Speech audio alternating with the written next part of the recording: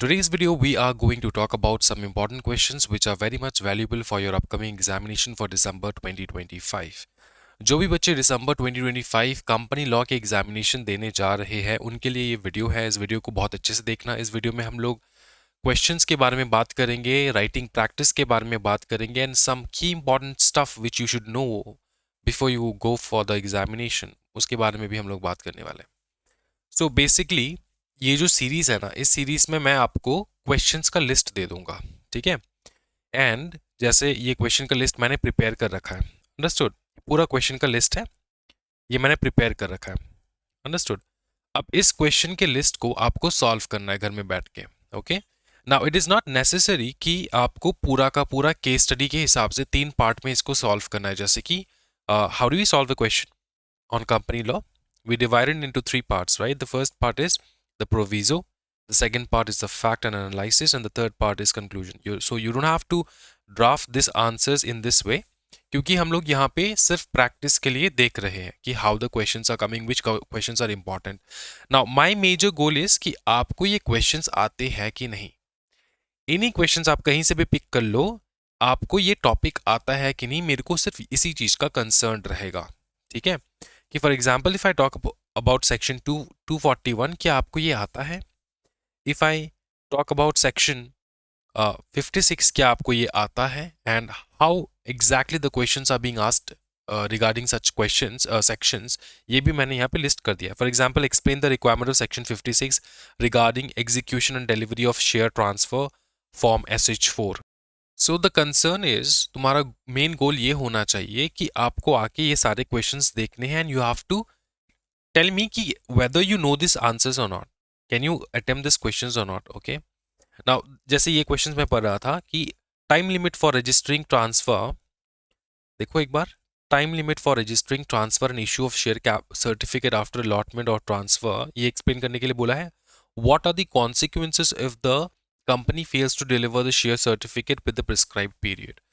तो ये क्वेश्चंस के डायरेक्ट आंसर आपको आता है कि नहीं, that is the question, okay. Now you might be wondering, sir tell me one thing, इतने डायरेक्ट क्वेश्चंस तो पूछे नहीं जाते। एग्जैक्टली इतने डायरेक्ट क्वेश्चंस पूछे नहीं जाते और इजीली पूछा जाता है। How it is asked, I will show you. For example ये क्वेश्चन पेपर है तुम्हारा 2025 जून अटेम्प्ट का, ठीक है। इसमें अगर तुमको ये देखोगे ना केस स्टडी, क्वेश्चन नंबर 1 अगर तुम देखोगे केस स्टडी जो है पूरा का पूरा 2 पन्ने का केस स्टडी है, ठीक है। और एक्चुअल क्वेश्चन स्टार्ट होता है यहाँ से, 3rd पेज से क्वेश्चन स्टार्ट होता है। सबसे पहला क्वेश्चन डायरेक्ट ही है, तुम देखो जरा। Can the directors of the company allow transposition of names in the share certificate, advise the board whether SH4 is required to be executed और नॉट। डायरेक्ट क्वेश्चन है, क्वेश्चन डायरेक्ट आता है, ठीक है। बट तुमको एक केस दे देता है कि ये सिनेरियो है, ठीक है, ये सिनेरियो है। अब ये जो तुमको केस दिया जाता है ना, why this case is being put up in the question paper is to see कि तुम केस को कैसे एनालिसिस करते हो, उसके बेसिस पे तुम आंसर कैसे देते हो। वैसे फिर भी तुमको देखो, ये अगर जानना है can the directors of the company allow transposition, तो तुमको देखना है कि किस कंडीशन में डायरेक्टर्स ट्रांसफर कर रहे हैं, क्या ये पॉसिबल है कि नहीं, किसको ट्रांसफर किया जा रहा है, SH4 का रिक्वायरमेंट क्या है, ये तुमको पता होना चाहिए कि SH4 का रिक्वायरमेंट क्या है, ठीक है। तो ये बेसिकली जो है मेंबर बनना चाहता है, 255 का सेक्शन यहाँ पे अट्रैक्ट हो जाता है। सेकंड अगर तुम देखोगे तो यहाँ पे लिखा होगा can a company be incorporated the name and style of रिमझिम टूरिज्म कॉर्पोरेशन। तो तुमको जब ये क्वेश्चन पूछा जाता है ना कि क्या रिमझिम टूरिज्म कॉर्पोरेशन के नाम पे कंपनी आ सकता है, तो तुमको केस में क्या ढूंढना है, क्या रिमझिम टूरिज्म कॉर्पोरेशन जो है, रिमझिम टूरिज्म कॉर्पोरेशन जो है, क्या ये पहले भी कोई नाम जो है, इस नाम से क्या पहले भी किसी का कंपनी का नाम है कि नहीं, क्या एग्जिस्टेंस में है कि नहीं, वो तुमको देखना है। वो तुमको कहाँ से पता चलेगा? केस स्टडी से पता चलेगा। तुमको ये पूरा पढ़ना है, देखना है कि यहाँ पे रिमझिम करके कोई कंपनी ऑलरेडी एग्जिस्ट कर रहा है कि नहीं। उसके बाद तुमको प्रोविजन पता होना होगा ना, नेम चेंज का तुमको प्रोविजन, नेम क्लॉज का तुमको प्रोविजन पता होना होगा कि भैया नेम चेंज कैसे किया जाता है और क्या रिक्वायरमेंट होगा।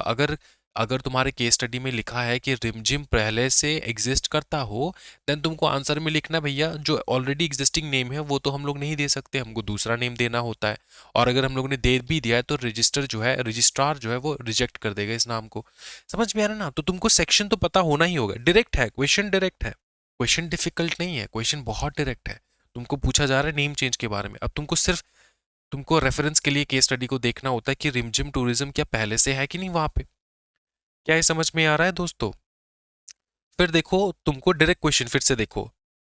Comment on the validity of action of the secretarial officer, ठीक है, in refusal of inspection of register. Secretarial officer कौन है? सेक्रेटरियल ऑफिसर सीएस है, कंपनी सेक्रेटरी है, ठीक है। वो रिफ्यूज कर रहा है inspection of the register of deposits. तो डिपॉजिट का जो सेक्शन हो वो तुमको याद करना होगा, रूल्स तुमको याद करने होंगे, ठीक है, कि रूल्स में क्या लिखा है, क्या इंस्पेक्शन किया जा सकता है नहीं। अब देखो, अगर क्वेश्चन डायरेक्ट हो कि इंस्पेक्शन किया जा सकता है कि नहीं, तब तो आंसर है यस डेफिनेटली इंस्पेक्शन किया जा सकता है। लेकिन कंडीशन क्या है, ये क्वेश्चन पूछा क्यों जा रहा है इसमें, तुमको कंडीशन जानने के लिए क्या करना होगा, केस स्टडी को देखना होगा, केस स्टडी को अच्छे से पढ़ना होगा, राइट। तो यही चीज है, तुमको क्वेश्चन वैसे तो डायरेक्टली क्वेश्चन सेक्शन से ही पूछे जाते हैं, लेकिन you have to refer the case study. तो ये जो है ना, बहुत इजी सेट ऑफ क्वेश्चंस रहता है, बहुत ज्यादा easy. Case studies are the most easiest set of questions. Understood? तुमको देख के पता चल जाएगा क्या है नहीं है। क्वेश्चन नंबर 2 में देखो, क्वेश्चन नंबर 2 में क्या पूछा गया है, analyse as per the decided case law meaning of oppression and mismanagement. तुमको भैया ऑपरेशन एंड मिसमैनेजमेंट का डेफिनेशन पूछ लिए 3 मार्क के लिए। तो ये डायरेक्ट क्वेश्चन नहीं है तो क्या है बताओ? क्वेश्चंस डायरेक्ट ही है, तुमको पता करना होगा कि ये क्वेश्चन पूछा क्या जा रहा है। समझ में आ रहा है? तो इसी प्रकार के क्वेश्चंस जो है आपको एग्जामिनेशंस में देखने को मिलेगा। नाउ वन मोर टाइम, अच्छा पहले मैं ये चीज एक बार एक्सप्लेन कर देता हूँ आपको। तो मैंने जो क्वेश्चन सेट किया है ना, ये क्वेश्चंस मैं तुमको फिर से बता रहा हूँ, किसी भी हालत में ये क्वेश्चंस को मिस नहीं करना है, ठीक है। ये क्वेश्चंस हर बार एग्जामिनेशन में पूछे जाते हैं, हर बार 10 से 15 क्वेश्चन मैंने ईच चैप्टर नहीं बोलूंगा, सबसे हाई वैल्यूएबल चैप्टर का मैंने डाल रखा है। लगभग 6-7 चैप्टर का मैंने यहाँ पे डाल रखा है। तो तुमको इसको बहुत अच्छे से करना है, ठीक है। शेयर कैपिटल डिबेंचर का कवर्ड है, मैनेजमेंट एडमिनिस्ट्रेशन का कवर्ड है, अकाउंट्स का कवर्ड है, देन ऑडिट एंड ऑडिटर्स का कवर है, ठीक है, डायरेक्टर की एमपी। अब सुनना एक चीज, जैसे तुम ऑडिट एंड ऑडिटर्स का पढ़ लेते हो ना, तो उस समय पे तुमको देखना है कि इससे रिलेटेड क्वेश्चंस बनते क्या है एग्जामिनेशन में, ये तुमको पता करना होगा ना। अगर तुम प्रीवियस टर्म के क्वेश्चन पेपर को एनालिसिस कर रहे हो तो अच्छी बात है, अगर नहीं कर रहे हो तुमको पता होना चाहिए कि भैया ऑडिट एंड ऑडिटर से किस प्रकार के क्वेश्चंस पूछे जा रहे हैं। तो सेक्शन 139 से इस प्रकार के क्वेश्चंस पूछे जा रहे हैं। Explain the provision section 113 of the companies act 2013 regarding appointment of rotation of auditors. Case दे दिया है, लिस्टेड कंपनीज के लिए बताओ, अदर प्रिस्क्राइब क्लॉजेस बताओ कंपनीज के लिए, and how many terms for what duration can an individual auditor or an audit firm can be appointed। सब यहाँ पे है। तो यहाँ पे देखो, तुमको एक क्वेश्चन में ना 3-4 क्वेश्चन नजर आ जाएगा। यहाँ पे जो मैंने क्वेश्चंस ड्राफ्ट किया है ना, यहाँ पे तुमको 3-4 क्वेश्चंस नजर आ जाएंगे। अंडरस्टूड? और इसी 3-4 क्वेश्चंस में से तुमको, मतलब ये जो सेक्शन मैंने यहाँ पे ड्राफ्ट किया है, इसी क्वेश्चंस में तुमको एग्जामिनेशन में देखने को मिल जाएगा कि इसी टॉपिक में से क्वेश्चंस पूछा जा रहा है। मैं तुमको इतना कॉन्फिडेंस दे सकता हूं कि अगर तुमने आंख बंद करके ये सारे क्वेश्चंस जो है इसको आंसर अगर तुम कर पा रहे हो, तो तुम 110% एग्जामिनेशन में पास कर लोगे। 110% एग्जामिनेशन में पास कर लोगे, ठीक है। ये मेरा गारंटी है, मेरे साइड से गारंटी है। अब दिक्कत तो ये भी हो जाता है दोस्तों कि मैं तो भैया यूट्यूब के ऊपर कम्युनिटी पोस्ट सेक्शन में क्वेश्चंस भी डालता हूं फॉर प्रैक्टिस, लेकिन प्रैक्टिस करता कौन है? आजकल के स्टूडेंट्स मेरे को ये दिख रहा है, जो पिछले 2 साल से मेरे को दिख रहा है, लगभग 2 साल से जो स्टूडेंट्स है ना, वो इतना ज़्यादा मेहनत कम करने लग गए, वो सोच रहे कि यार इजीली हो जाएगा। तो ऐसा नहीं होता, you have to be very dedicated. मुझे पता नहीं वो डेडिकेटेड स्टूडेंट्स शायद मेरे चैनल पे नहीं आते, या फिर डेडिकेटेड स्टूडेंट्स जो है वो है ही नहीं आजकल, ठीक है। तो मैं तुमको ये प्रॉमिस कर सकता हूँ मेरी साइड से कि if you are answering this questions properly, तो तुमको एग्जामिनेशन क्रैक करने से कोई रोक नहीं सकता, ठीक है। ये 100% प्रॉमिस है फ्रॉम माई साइड। अब तुमको और एक चीज़ मैं बता रहा हूँ, सुनो। ये जो क्वेश्चन है ना, ये आज आज रात का टाइम मैं आपको दे रहा हूँ, कल शाम को मैं इन सारे क्वेश्चंस के आंसर्स भी अपलोड कर दूंगा एप्लीकेशन पे। तो आपको एप्लीकेशन में जाके सारे क्वेश्चंस के आंसर्स वहीं से देख क्रॉस चेक कर लेना है कि तुमको जो आता है वो सही है कि नहीं। अंडरस्टूड? अब सुनो एक चीज, सिर्फ क्वेश्चंस प्रैक्टिस करने से नहीं चलेगा, you have to also know कि कैसे आंसर्स को ड्राफ्ट करने होते हैं। तो आंसर ड्राफ्टिंग का ना 3 आवर का वीडियो है, एक 3 आवर का वीडियो है आंसर ड्राफ्टिंग का। ये मैंने हमारे जो है फ्री कोर्सेस में डाल रखा है। फ्री कोर्सेस में जो कंपनी लॉ का मैराथन है, कंपनी लॉ का मैराथन चल रहा था, वहां पे मैंने डाल रखा है 3 घंटे का एक वीडियो, जहां पे आपको बहुत सारे क्वेश्चंस मैं कराता हूं। और राइटिंग पैटर्न को भी तुमको बताता हूँ कि किस प्रकार से तुमको लिखना चाहिए। तो अगर तुम मन से एकदम डेडिकेटेड होके अगर तुमने ये सारे क्वेश्चन सॉल्व कर लिए, also at the same time तुमने वो वीडियो देख लिया, तुम्हारा राइटिंग प्रैक्टिस इंप्रूव हो जाएगा, तुमको कोई नहीं रोक सकता एग्जामिनेशन क्रैक करने पे। इसके अलावा भी अगर कुछ तुमको चाहिए तो मुझको ज़रूर बताना है। मैं फिर से आऊँगा विद अनदर सब्जेक्ट। उस सब्जेक्ट में भी मैं इंपॉर्टेंट क्वेश्चंस लेकर आऊँगा, ठीक है।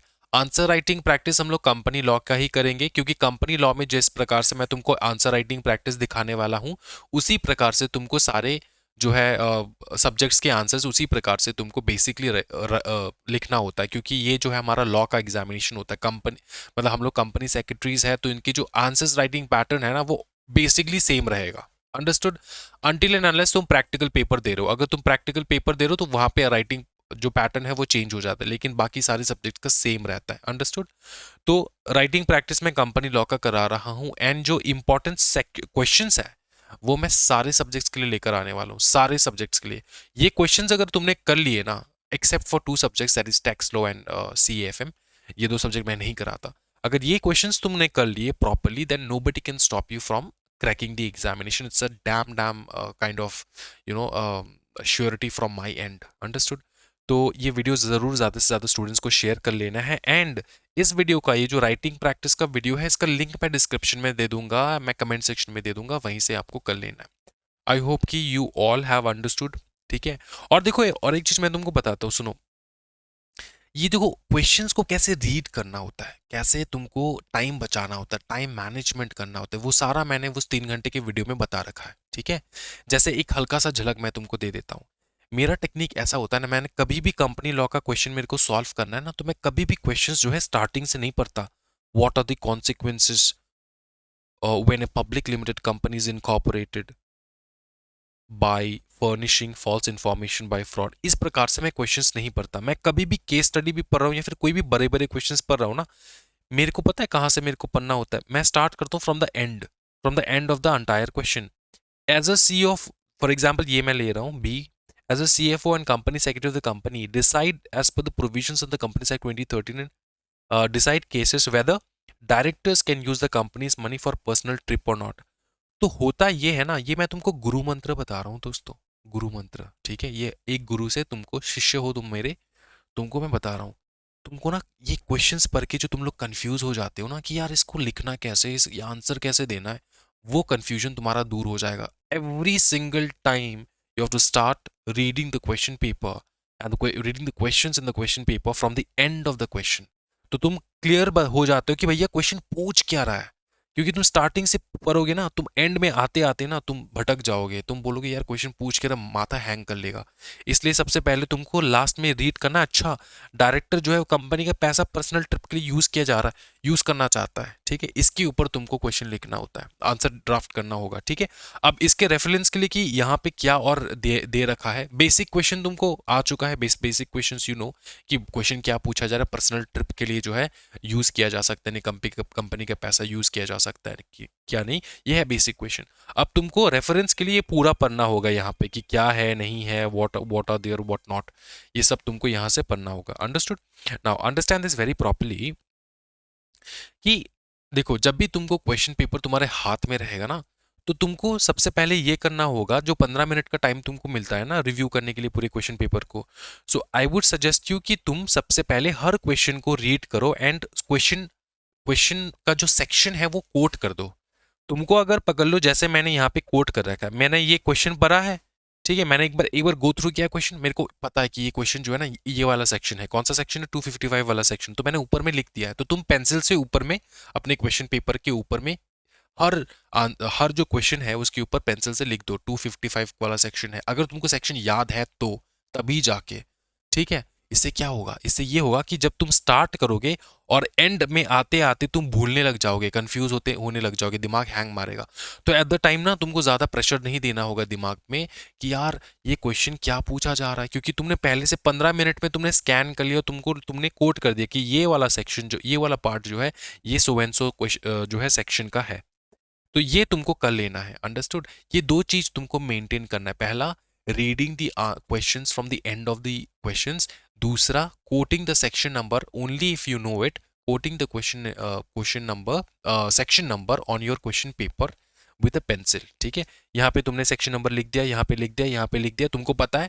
तो तुम जब 2 घंटे बाद यहाँ पे आओगे ना चेक करने के लिए ये कौन सा, तो तुमको ज्यादा टाइम नहीं लगेगा, दोबारा से तुमको क्वेश्चन नहीं पढ़ना है, क्योंकि तुमने एक बार क्वेश्चन पढ़ लिया, तुमको याद आ जाएगा कि चलो ठीक है ये वाला सेक्शन है, तुम ड्राफ्ट करने चालू कर लोगे। अब ड्राफ्टिंग का टेक्निक क्या होता है भैया, वो ड्राफ्टिंग का टेक्निक मैंने 3 घंटे के वीडियो में बता रखा है, वो वीडियो तुमको डेफिनेटली कर लेना होगा।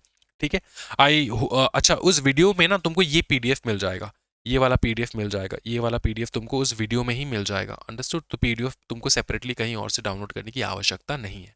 तो ये पीडीएफ मैं वैसे भी मैंने टेलीग्राम पे डाल देना है इसको, तो डेफिनेटली कर लेना है। ठीक है, इससे तुमको सच्ची में मैं बता रहा हूँ यार, मेरी साइड से प्रॉमिस है कि तुम्हारा एग्जामिनेशन निकल जाएगा, तुमको कोई नहीं रोक सकता। ठीक है, एग्जामिनेशन के बाद तुम याद करो ये सर ने भैया इतना मज़ेदार क्वेश्चन जो है सेट किया है कि मेरे सारे पूरे के पूरा सिलेबस जो है 70 to 80% क्वेश्चन यही से बन रहा है।